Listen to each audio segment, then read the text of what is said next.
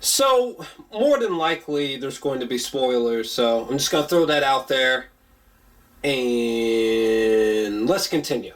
Okay, one thing I really like about this movie is that I love how the big plane sequence from the trailers, I love how that sequence happens like immediately at the beginning of the movie.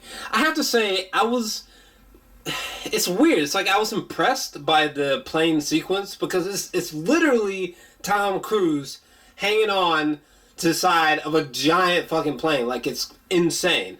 But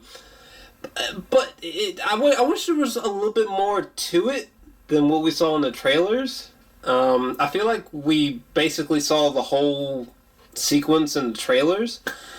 But, I mean, it is impressive nevertheless. I gotta say, though, the whole Burj Khalifa moment in Ghost Protocol, I think that's still the craziest Mission Impossible moment. There was nothing in Rogue Nation that defeated Tom Cruise being on the side of the goddamn Burj Khalifa. Tom Cruise, the ageless man, he was great as usual. I thought all the cast was great. Simon Pegg is always funny, sharp and witty. I like Jeremy Renner in here. Jeremy Renner in here. He had this line that he kept saying about Secretary that was pretty funny. Ving Rhames has like one of the coolest fucking voices I've ever heard in my entire life. Hey, look at me. I'm Ving Rhames. I'll put a bullet in your asshole. Ethan. Run, Ethan.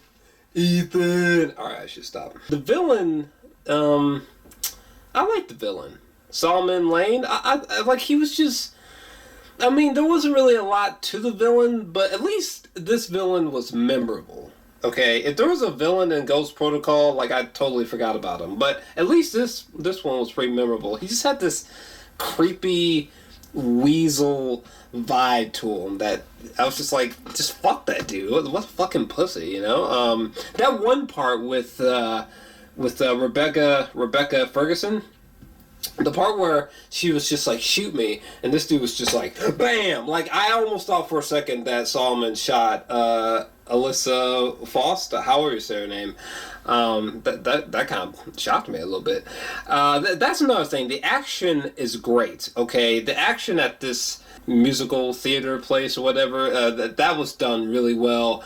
There was an insane motorcycle / car chase sequence that I thought was just beautifully done. Particularly this part with the motorcycle chase right here was just pretty impressive, I have to say. And that brings me to my other point. This chick, Rebecca Ferguson, I thought she was good. You know, I wasn't blown away, but I love that she was just more than a really sexy person. The whole moment with Tom Cruise underwater was fantastic. There was a part where one of those, it was like a crane or something that was coming around. When it first comes around underwater, I was like, oh, like, like that's how I know that sequence was effective. Like, it was actually a lot of tension there. But I gotta be honest, guys. I just didn't love this movie. I really didn't. I mean, here's what I'm feeling. I'm feeling like an 8 out of 10. The movie is a lot of fun. This movie had great laughs. This movie was edited beautifully. It's just so fluid, the pacing of this movie. It's a fun ride. It's funny. Great action sequences. But I just don't think that this movie's a masterpiece.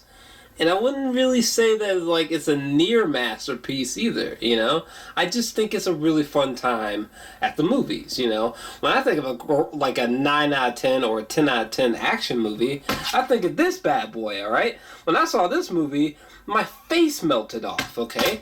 Or I think of Mad Max. When I saw Mad Max, that's what the movie did to me.